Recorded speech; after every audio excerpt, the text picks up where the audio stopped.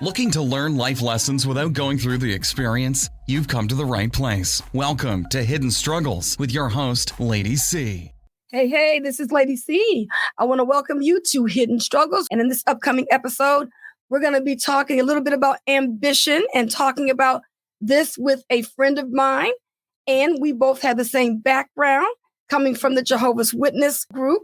And we're going to be talking to Ivy, and she's going to be sharing her experience about what it was like not being able to pursue her goals and dreams and why she did those things and why she couldn't do those things and what she's doing now.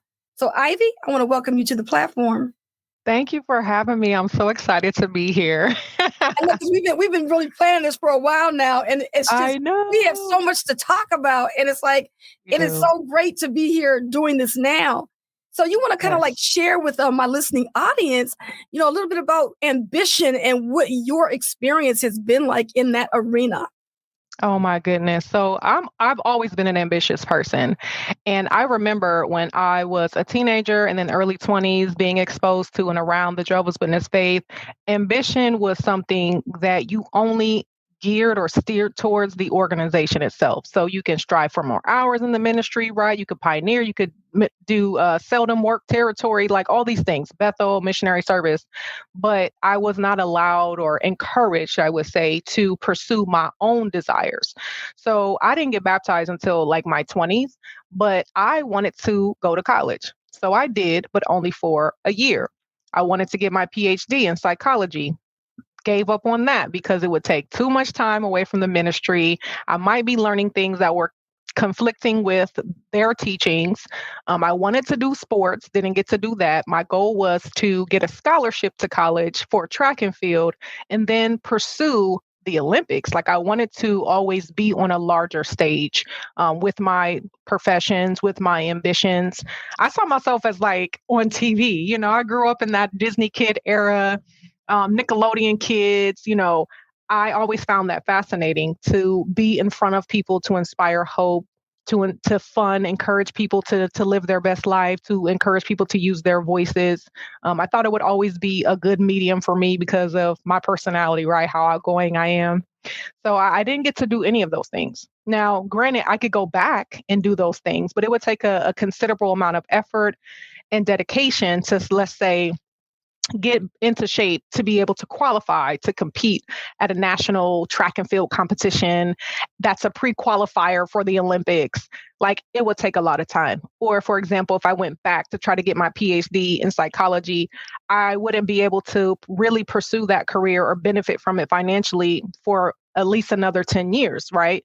Have to pursue a bachelor's, then go to a master's, then go to a PhD. And we're not even going to talk about the cost associated with that. So I wanted to model as well because of my height, I'm 5'11". And of course, you can't do that. Anything that would require limelight or for me to be the center of attention or to be the one driving that initiative, it was a no-go.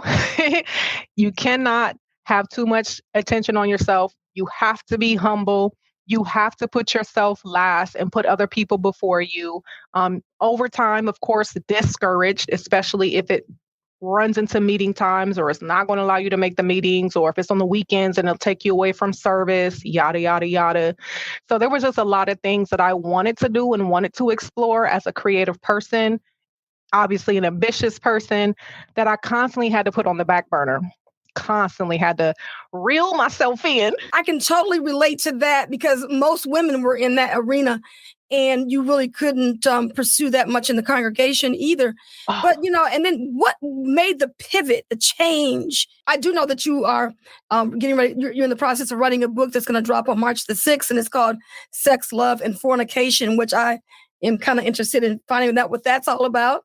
And you had mentioned that you wanted to model when you were a witness, but you are doing those things now. So that is part of your pivot. But you want to kind of talk a little bit about these pursuits that you have? So I have always written as an outlet, right? And I know we'll get more into my backstory and the nuances of what happened to me throughout my 20 years of service as one of Jehovah's Witnesses. All those writings, obviously, nothing happened with them. They just filled up notebooks upon notebooks. And my current partner, he's the one who inspired me to be like, you need to just go ahead and do it. It doesn't matter if it becomes a bestseller. It doesn't matter if it's in the hands of everybody or international, whatever. He was like, you just need to do this for yourself because it's something that you've always held dear to yourself. So that's the zone that I'm in now, is just realizing that I don't necessarily have to make up for lost time, because I do know that that is a thought. It is an anxiety that most ex-Jehovah's Witnesses feel like, oh my gosh, I dedicated all my life, all this time to something that's not even real. And how do I get back that time? Right? Because we all sacrificed ourselves, like literally, not just our physical selves, but mentally, emotionally, our ambitions. We sacrificed our ambitions to serve that organization. So the pivot for me now that I'm out basically is the mindset that if you're not a part of that organization, you can still be successful. You can still make the rules. You can establish the compass for your life. And so once I kind of wrap my mind around that and realize I didn't have to be mentally shackled to their version of a good person or a successful person, that's what also has allowed me to be more accepting of just going out and getting it, regardless of what it is. And so outside of the book, I'm also modeling now. So I started that about 18 months ago, and it's been going really well. Do I want to be an international model? Sure, if it happens. But in the meantime, I have satisfaction in knowing that something that I always wanted to do, I can still do it. I can still own that ambition and passion for myself. I also am a entrepreneur. So me and my partner started a business. We're pretty much like a talent staffing agency for creatives. So visual artists, musicians, similar to like a Robert Half or a K-Force, how they'll staff people for technology jobs or administrative gigs. We do that for creatives, local creatives, is that we get them gigs and we negotiate, the payment terms and logistics and all that with corporations and businesses here in the Tampa Bay area. So those are things obviously I would not be doing if I was one of Jehovah's Witnesses still. And if I was to do that, I would face heavy criticism and probably be marked or labeled within the congregation and have to suffer that alienation even within the congregation. So that's a whole situation. And then we're launching our nonprofit to help individuals like ourselves who have exited, who want to exit, maybe who people are still having a hard time with their exit, and then anybody associated with them, family, friends, kids that are still trying to overcome the difficulties and challenges that come with our specific niche, right? We have our own unique challenges. So the pivot was mental first. Secondary was having someone that was supportive and encouraging. And then the third step was just believing in myself enough to just take a chance on myself. I think all of what you said is really good because a lot of times, we get emails from people from all over the world and they talk about their experiences and they talk about how their life is over. And the day that I received an email from a 21-year-old person that was like, my life is over and I can't. And I'm thinking to myself, oh my God, do you realize that you still have your whole life ahead of you? But I guess because they felt like they wanted to do that at 18, they felt like they just couldn't get started. And I talked to, I think the average person that we talk to is like 34 to 36 when they're actually waking up. So, when you're that young, you still got the whole world ahead of you. And so I try to tell people, don't, let that deter you. Don't let your age be a factor of you not being able to pick up and move on. But I also remember hearing you just saying that you didn't get your bachelor's degree. So, how are you making it in the world that we live in without that? I know a lot of things about a lot of these degrees are not even needed in some cases. So I agree with that statement. At first, probably like back in 2014, I was really nervous because I hadn't had a bachelor's degree yet. And I'm a lifelong learner. I'm a person who actually enjoys going to school. Like I enjoy the lectures. I enjoy the homework. I enjoy learning. That's my first strength, is taking in information, figuring out ways to share it or disseminate it to other people, which is probably why I was really effective as one of Jehovah's Witnesses. Oftentimes I'll hear people say like, are you a pioneer? Are you? And I'm like, no, I just enjoy learning and sharing, right? So as an individual, I wanted to acquire my bachelor's. So when I went back into the official workforce, I literally had to network and hustle. I started off with a job that was like paying me $14.25. I had got it through a temp agency, and I was like, okay, I just need to pay bills and I need to not get evicted and be homeless again. Which, of course, we will talk about, in another episode as to how that came along. But literally, I went from one department to the next, leveling up, researching in the company, knowing my rights, knowing which departments had the best outcomes, which ones offered bonuses, like literally you have to do all this research. So I self-promoted every time. So I've been with the same company for 10 years and I'm probably on my fifth role. And each time I promote myself, meaning look for opportunities that are more suited to my transferable skills and that will build upon what I'm doing in my current role, each time it has come with a significant raise. So that's how I'm able to survive for me personally. And I know that's not everybody's journey. They don't have those resources available to them. But I will say multiple streams of income are also important. Absolutely. Like even though I work full time, I'll still do a gig here and there for some extra income. I'll do side hustles, the book, the business, like other things that can lead to income. Because you know how it goes. If you're not ambitious in that organization, guess what you don't have? Roth, 401ks, CDs, retire. You don't really invest in those things because guess what? You're not going to need them in the new world. Money's going to be obsolete in the new world, right? Your degrees are going to be obsolete in the new world. And it's like, okay, I get that, but don't you have degreed people serving at the branch? True. I want to step back a little bit about what you just got through saying, because you talked about you self-promoted on a job. And this is what I wanted to really kind of double click on, is the fact that a lot of people that are leaving the religion, they don't have that degree. And so just listening to you talk about how you were able to, you got your ambition going on, you like to learn, self-promote and things like that. So that could be very encouraging for someone who don't have a degree or don't have any credentials and things like that, to see, hey, look, here's a person that's on a platform talking about her experience, and she was making it and did okay without all that extra piece of paper that people, don't have when they leave this religion. So I really like that. I like what you're saying about that. And a lot of times it's also what people see in you, because somebody could be hearing your experience and they may try to do the same thing, but just looking at you and seeing, how ambitious you are, just talking, shows me that, hey, look, she's really out here.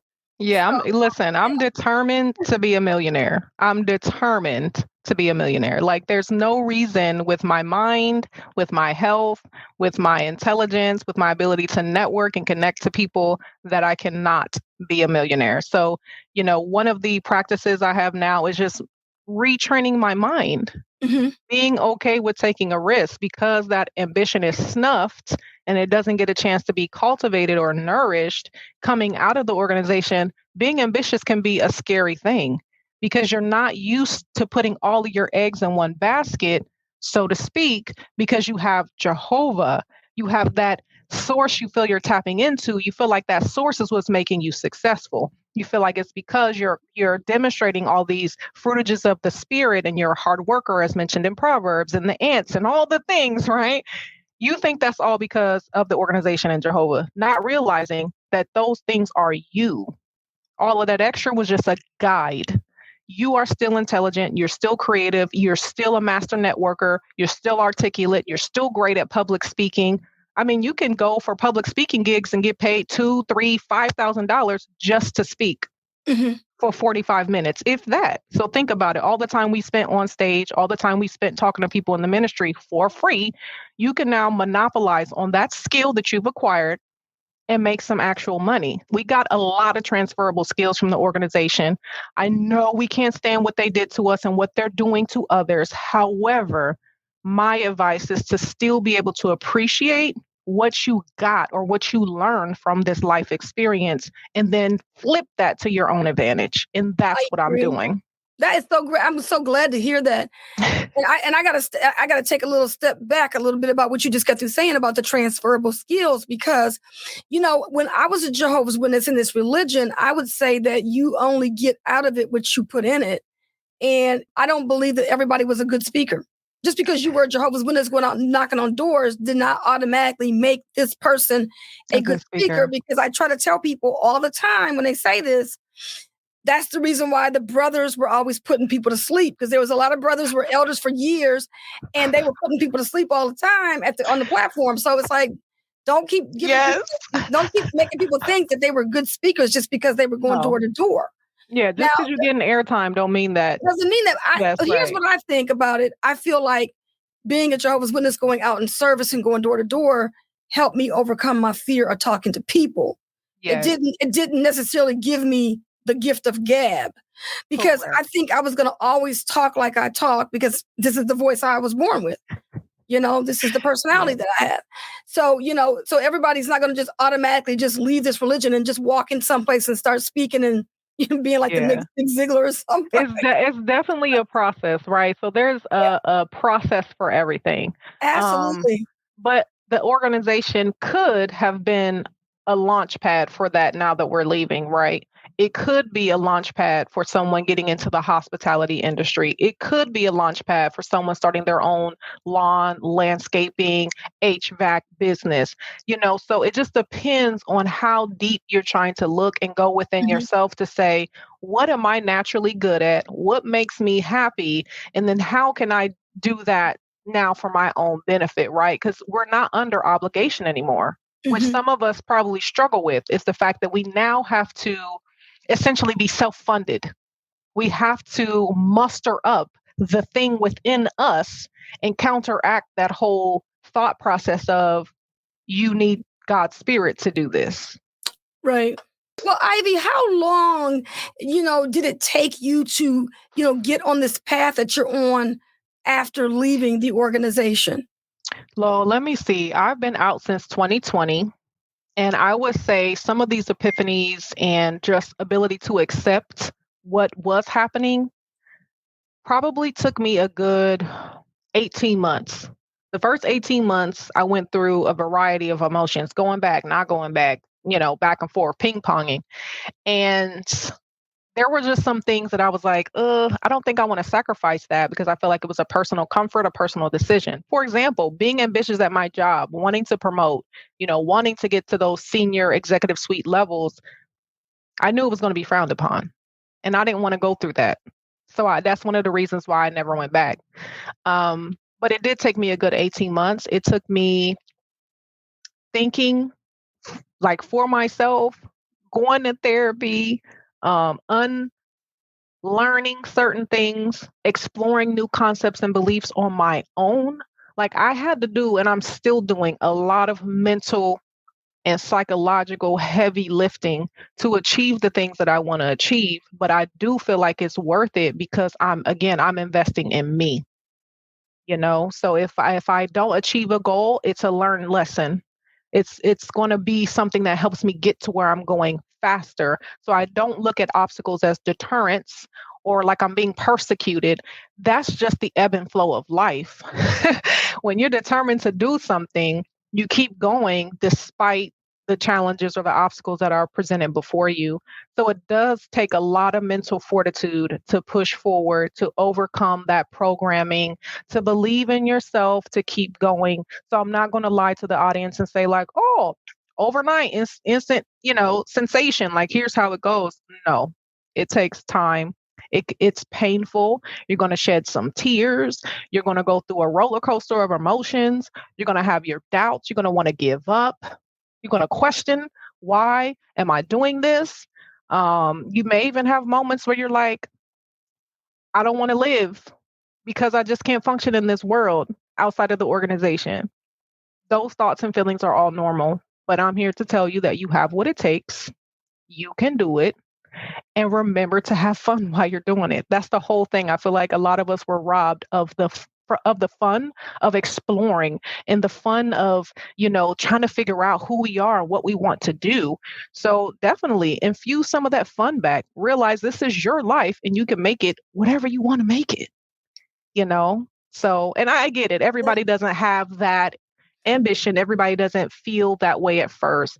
So I would just say explore those possibilities. Start writing, journaling, whatever works for you. Make a small bucket list and then go from there.